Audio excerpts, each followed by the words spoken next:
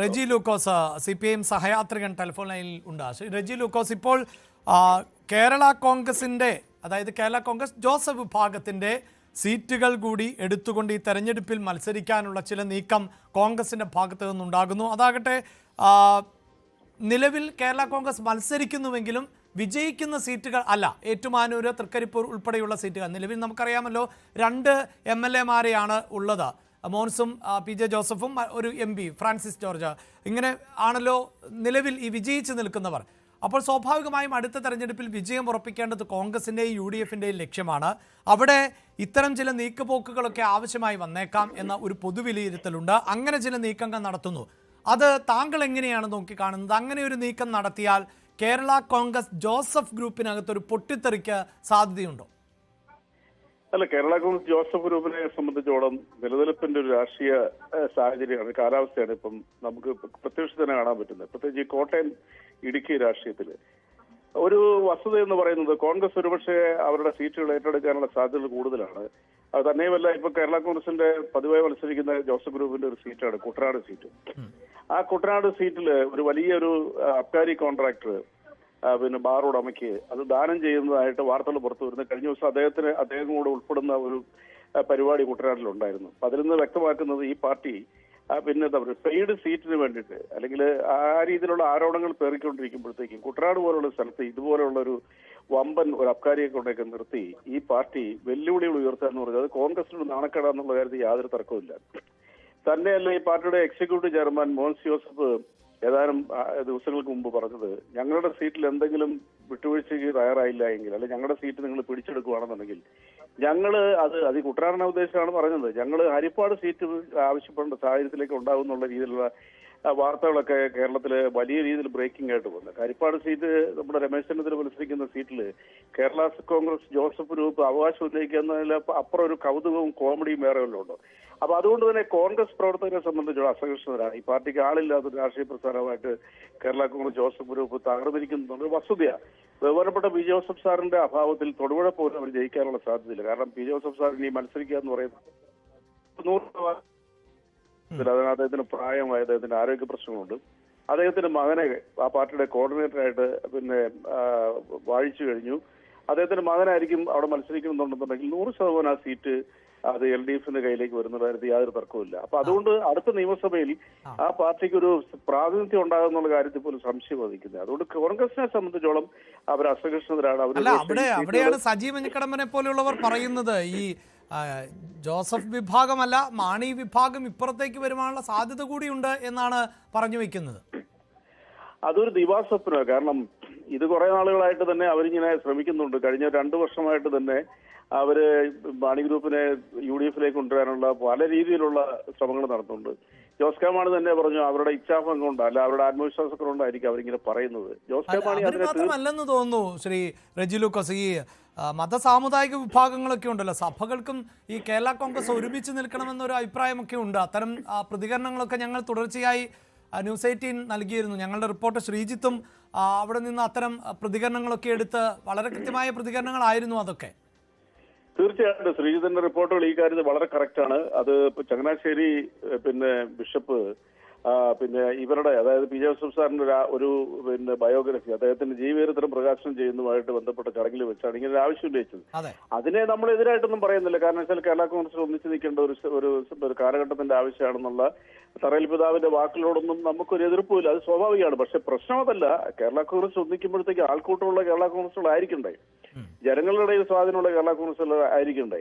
അപ്പൊ അതുകൊണ്ട് തന്നെയുമല്ല, പി ജോസഫ് സാറിന്റെ പാർട്ടിയെ സംബന്ധിച്ചുള്ള അഭിലാഷം അറിയാമല്ലോ. കഴിഞ്ഞ ഒരു 4-5 വർഷങ്ങൾക്ക് മുമ്പ് പി ജോസഫ് സാറ്, 4-5 വർഷമല്ല 8-10 വർഷങ്ങൾക്ക് മുമ്പ് പി ജോസഫ് സാർ മന്ത്രിസ്ഥാനത്ത് നിന്ന് പൊടുന്നതിനെ രാജിവെച്ച് മാസങ്ങൾ മാത്രം ബാക്കി, കേവലം ദിവസങ്ങൾ മാത്രം ബാക്കി നിൽക്കാൻ മാണി ഗ്രൂപ്പിലേക്ക് വരികയും ആ മാണി ഗ്രൂപ്പിനോട് ലയിച്ചിട്ട് വീണ്ടും മത്സരിച്ച് ജയിച്ചു വീണ്ടും അദ്ദേഹം മന്ത്രിയായി. തുടർച്ചയായിട്ട് 10 വർഷം മന്ത്രിയായിരുന്ന പി ജോസഫ് സാറ് മാണി സാറിന്റെ ഒരു പ്രതിസന്ധി ഘട്ടത്തിൽ, പ്രത്യേകിച്ച് അദ്ദേഹത്തിന് രാജിവെപ്പിക്കുന്നതുമായിട്ട് വിഷയം വന്നപ്പോഴത്തേക്കും താൻ രാജിവെക്കത്തില്ല എന്നും പറഞ്ഞുകൊണ്ട് ബലം പിടിച്ചുകൊണ്ട് മാണി സാറിനെ കൃത്യസമയത്ത് കാലുവാരി വ്യക്തിയാണ് ഈ പി ജോസഫ് സാറ്. അതുകൊണ്ട് അങ്ങനെയുള്ള രാഷ്ട്രീയ പ്രസ്ഥാനത്തിന്റെ, അത് തന്നെയല്ല ജോസ് കെ മാണിയെ പാലാ നിയോജകമണ്ഡലത്തിൽ അദ്ദേഹത്തിന്റെ വ്യക്തിഗത നടത്തുന്നതിലൊക്കെ ഈ പാർട്ടിക്ക് വലിയ പങ്കുണ്ടെന്നുള്ളത് ഞാൻ പാലായുടെ സമീപത്തിൽ ജീവിക്കുന്ന ഒരാളെന്നുള്ള കാര്യത്തിൽ വളരെ വ്യക്തമാണ്. അങ്ങനെയുള്ള ഒരു പാർട്ടിയുടെ മാണി ഗ്രൂപ്പ് കൂടെ കൂട്ടുക എന്ന് പറഞ്ഞാൽ ആത്മഹത്യാപരമായിരിക്കും. ഒരു പക്ഷേ കാര്യം ഞാൻ ശ്രീ ഉറപ്പ് റെജി പറയാം. ലൂക്കോസ്, താങ്കൾ ആ പ്രദേശത്തുള്ള ആളാണ് എന്ന് പറഞ്ഞതുകൊണ്ടാണ് എന്റെയും സംശയം. ഇത്രയൊക്കെ കടത്തി പറയേണ്ടതുണ്ടോ? ഇതേ പി ജെ ജോസഫ് ഒക്കെ മറുകണ്ഠത്ത് LDF-ന്റെ സ്ഥാനാർത്ഥിയെ ഇനിയും മത്സരിക്കാനുള്ള സാധ്യതയൊന്നും നമുക്ക് തള്ളിക്കളയാനും പറ്റില്ലല്ലോ. 1% പോലും അതിന് യാഥാർത്ഥ്യമില്ല. ഞാനിത് ഗ്രൗണ്ട് റിയാലിറ്റിയാണ് അഭിലാഷ ഷെയർ ചെയ്യുന്നത്. കാരണം ജോസ് കെ മാണി എന്ന് പറയുന്നത് വളരെ ബുദ്ധിമാനായ, വളരെ സോഫിസ്റ്റിക്കേറ്റഡ് ആണ്. ഞാൻ ആ വാക്ക് വളരെ പർട്ടിക്കുലറായിട്ട് ഉപയോഗിക്കും. വളരെ ഒരു ജെന്റിൽമാൻ രാഷ്ട്രീയക്കാരനാണ്. അദ്ദേഹത്തിന് ഒരു നല്ല രീതിയിലുള്ള ആശയപരമായ രീതിയിൽ പക്ഷേ ആ ബുദ്ധിമാന് വിജയിക്കാൻ സാധിച്ചില്ല കേട്ടോ. തെരഞ്ഞെടുപ്പിൽ മത്സരിച്ച് ജയിക്കാൻ സാധിച്ചില്ല. അതിന്റെ ഏതാണ്ടൊരു കാരണങ്ങൾ ഞാനിപ്പോ ഈ ചർച്ചയിൽ പറഞ്ഞില്ല, എന്താണ് കാരണം എന്നുള്ളത്. അതൊക്കെ സ്വാഭാവികമല്ല. ഇവിടെ ആരെല്ലാം തോറ്റു? കേക്കരനാരും തോറ്റില്ലേ ലോക്സഭയിലേക്ക്? സാക്ഷാൽ VS അച്യുതാനന്ദൻ പരാജയപ്പെട്ടില്ലേ? അതും നിസ്സാരക്കാരനായ സ്ഥാനാർത്ഥിന് മുമ്പിൽ. അതൊക്കെ സ്വാഭാവിക. രാഷ്ട്രീയത്തിൽ ജയവും പരാജയം ഉണ്ടാവും. പക്ഷെ ജോസ് കെ മാണി ഗ്രൂപ്പിനെ സംബന്ധിച്ചോളം ഇവിടുത്തെ ഇപ്പൊ ചർച്ച ചെയ്തൊന്നും അല്ലല്ലോ. ചർച്ചയെ സംബന്ധിച്ചോളം ഈ കോൺഗ്രസ്സുകാർ അവിടെ സീറ്റ് പിടിച്ചെടുക്കാൻ സാധിക്കും, അല്ലെ അവർക്ക് കുറച്ചുകൂടെ മത്സരിക്കണം, ജോസഫ് ഗ്രൂപ്പിന് ബലമില്ല, അതുകൊണ്ട് അവരെ തഴയുന്നു എന്ന് പറയുന്ന ഒരു യാഥാർത്ഥ്യമാണ്. ജോസഫ് ഗ്രൂപ്പിന് കേരളത്തിൽ യാതൊരു സ്വാധീനവും ഇല്ല. കക്ഷിച്ചുള്ളത് ഒടുകൂടെ മാത്രമേ ഉള്ളൂ. ഇതൊക്കെ ഗ്രൗണ്ട് റിയാലിറ്റി പറയുമ്പോൾ ആർക്കും വിഷമം ഉണ്ടായിട്ട് കാര്യമില്ല. ഇപ്പൊ മഞ്ഞക്കടമ്പനെ സംബന്ധിച്ചോളം എനിക്ക് ഇഷ്ടമുള്ള ഒരു യുവ നേതാവ്. കാരണം മഞ്ഞക്കടമ്പൻ നല്ല ബോൾഡാണ്. പക്ഷെ അദ്ദേഹത്തിന്റെ അവസ്ഥ എന്താണ്? അവർക്ക് എങ്ങും എത്താൻ പറ്റിയിട്ടില്ല. മഞ്ഞക്കടമ്പനെ ഒരാള് രാഷ്ട്രീയത്തിൽ തിളങ്ങി നിൽക്കണമെന്ന് ആഗ്രഹിക്കുന്ന ഒരാളെ വ്യക്തിയാണ് ഞാൻ. കാരണം അദ്ദേഹം വളരെ ശക്തമായ രീതിയിൽ പ്രതികരിക്കുന്ന ഒരു ചെറുപ്പക്കാരൻ. കോൺഗ്രസിൽ പ്രതീക്ഷ അർപ്പിക്കുന്നുണ്ട്. മിഡിൽ കേരളയിൽ അടക്കം ചിലപ്പോൾ സീറ്റുകളൊക്കെ ലഭിച്ചാൽ അദ്ദേഹത്തിന് സ്ഥാനാർത്ഥിത്വം ലഭിച്ചു എന്നൊക്കെ വരാം. അതിനൊക്കെ സാധ്യതയുള്ളതായിട്ട് എനിക്കും തോന്നുന്നുണ്ട്. കാരണം അങ്ങനെ വരട്ടെ, അദ്ദേഹത്തിന് വിജയിക്കാൻ പറ്റും. അങ്ങനെ ഒരു പ്രശ്നമില്ലേ? എന്താ ഏത് സീറ്റ് കൊടുക്കും? അങ്ങനെ ഒരു പ്രശ്നമില്ലേ? എന്തായാലും കോട്ടയത്ത് വേണമല്ലോ സീറ്റ് സജിക്ക് മത്സരിക്കണമെങ്കിൽ. അല്ല, അതൊരു വലിയ ചോദ്യമാണ്. ആ ചോദ്യത്തിന് മറുപടി പറയാൻ ഞാൻ അശക്തരാണ്. കാരണം സജി മഞ്ഞക്കടമ്പ് തന്നെ അറിയാൻ പറ്റും. എനിക്ക് തോന്നുന്നത് സജിക്ക് ഒരു സീറ്റ് PV അൻവർ ബാർഗൈൻ ചെയ്ത് വാങ്ങിക്കാൻ സാധ്യതയുണ്ട്. അദ്ദേഹത്തിന് എവിടെ പ്ലേസ് ചെയ്യുന്നുള്ള ഒരു ചോദ്യം കൂടിയുണ്ട്. അതല്ല, അത് ആ പാർട്ടിയും UDF ആയിട്ടുള്ള വിഷയം. അത് അതിനകത്ത് നമ്മൾ അഭിപ്രായം പറയേണ്ട കാര്യമില്ല. സജിയെ പോലെ ഒരു നേതാവിനെ ഈകഴ്ത്തി പറയുന്നതിനോട് എനിക്ക് താല്പര്യമില്ല. കാരണം ഞാൻ പറഞ്ഞല്ലോ, കേരളത്തിൽ തന്നെ ചടുലമായ രീതിയിൽ രാഷ്ട്രീയ പ്രവർത്തനം നടത്തുന്ന ഒരു രാഷ്ട്രീയ പ്രവർത്തനമായിരുന്നു. അദ്ദേഹത്തിന്റെ അവസ്ഥ എന്താണെന്നാണ് ഇപ്പൊ ഞാൻ ചോദിച്ചത്. PV അൻവർ പോലും തൃശങ്കൂല. അറിയാമല്ലോ, PV അൻവർ പ്രതീക്ഷിച്ച രീതിയിലുള്ള ഒരു നേട്ടവും അദ്ദേഹത്തിന് ഉണ്ടാക്കാൻ പറ്റില്ല. അദ്ദേഹം എന്താണോ എക്സ്പെക്ട് ചെയ്ത് അതിൽ നിന്നൊക്കെ അദ്ദേഹം പാതാളത്തിന്റെ അടിയിലേക്ക് താഴ്ന്നു പോയി കഴിഞ്ഞു. അപ്പൊ അത് രാഷ്ട്രീയത്തിന്റെ ഏറ്റവും വലിയ വിചിത്രമായ ചില വസ്തുതകളാണ്. ഇവിടെ നമ്മുടെ പ്രശ്നം എന്താണ്? ജോസഫ് ഗ്രൂപ്പിനെ സംബന്ധിച്ചോളം അഭിലാഷ അടുത്ത നിയമസഭാ തെരഞ്ഞെടുപ്പിൽ ഒരു 3-4 സീറ്റിൽ കൂടുതൽ കോൺഗ്രസ് കൊടുക്കുകയെന്നുള്ളത് വളരെ വ്യക്തമാണ്. കാരണം കോൺഗ്രസിൽ തന്നെ ഒരുപാട് പ്രശ്നങ്ങളുണ്ട്. കോൺഗ്രസിന് ഐക്യമില്ല. യൂത്ത് കോൺഗ്രസിന് സംസ്ഥാന പ്രസിഡന്റില്ല. കോൺഗ്രസിൽ തന്നെ ഇപ്പോൾ ഏറ്റവും ലേറ്റസ്റ്റ് ആയിട്ട് എനിക്ക് അറിയാൻ പറ്റിയതെന്ന് വെച്ചാൽ AICC കർണാടക ലോബിക്ക് കോൺഗ്രസിനെ കേരളത്തിൽ എഴുതി കൊടുത്തതായിട്ടാണ് പറയുന്നത്. അപ്പൊ അങ്ങനെയൊക്കെയുള്ള ഒരു ഗതികേടിന് പുറത്തേക്കുന്നത് കോൺഗ്രസിനെ സംബന്ധിച്ചോളം കോൺഗ്രസ് സീറ്റ് നോക്കിയിട്ട് ഇപ്പൊ കോട്ടയം ജില്ലയിൽ തന്നെ ഉദാഹരണം. എന്തുകൊണ്ടാണ് ജോസഫ് മാണി ഗ്രൂപ്പിനെ കോൺഗ്രസിന് UDF-ൽ നിന്ന് പുകച്ച് പുറത്തേ അടിച്ചത്? അത് വളരെ വ്യക്തമാണ്. കോട്ടയത്ത് ചില ആളുകൾക്ക് ചില സീറ്റുകൾ വേണം. എസ്പെഷ്യലി പാല പോലെയുള്ള സ്ഥലത്ത് കോൺഗ്രസ് അത്യാവശ്യം ശക്തിയുള്ള സ്ഥലത്ത് അവർക്ക് മത്സരിക്കാൻ പറ്റുന്നില്ല. ആകപ്പാടെ MF ജേക്കബ് സാറാണെന്ന് മത്സരിച്ചിരിക്കുന്നത്. അവിടെ അവർക്ക് വേണം. അവിടെ ഒരുപാട് സീറ്റ് മുകളിലുണ്ട്. ഇതെല്ലാം കോട്ടയം പൊളിറ്റിക്സ് ആണ്.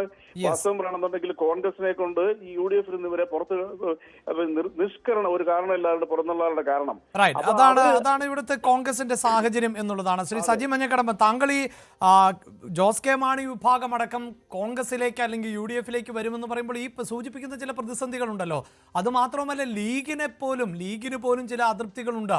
വേണ്ടത്ര പരിഗണന ലഭിക്കുന്നില്ല എന്ന ചില വിമർശനങ്ങളുണ്ട് എന്ന് മനസ്സിലാക്കുന്നു. ഇതിലിപ്പോൾ സീറ്റുകൾ മാത്രമല്ലല്ലോ, ഒരു സാമൂഹിക പശ്ചാത്തലം, മതസാമുദായിക സംഘടനകളുടെ ഇടപെടൽ. ഇപ്പോൾ ഇടതുപക്ഷത്തെ സംബന്ധിച്ചിടത്തോളം അവർ വളരെ കൃത്യമായ ചില അജണ്ടകൾ സെറ്റ് ചെയ്ത് മുന്നോട്ട് പോകുന്നുണ്ട്. അതിപ്പോൾ അയ്യപ്പ സംഗമമാകട്ടെ, അതിനുശേഷം കോഴിക്കോട് നടന്ന പലസ്തീൻ ഐക്യദാർഢ്യം ആകട്ടെ, ഇത്തരം വിഷയങ്ങളിലെല്ലാം ഇടതുപക്ഷമാണ് മുന്നേ എറിയുന്നത് എന്ന നിരീക്ഷണം ലീഗിനടക്കം നിലനിൽക്കുന്ന ഒരു പശ്ചാത്തലം കൂടിയുണ്ടല്ലോ.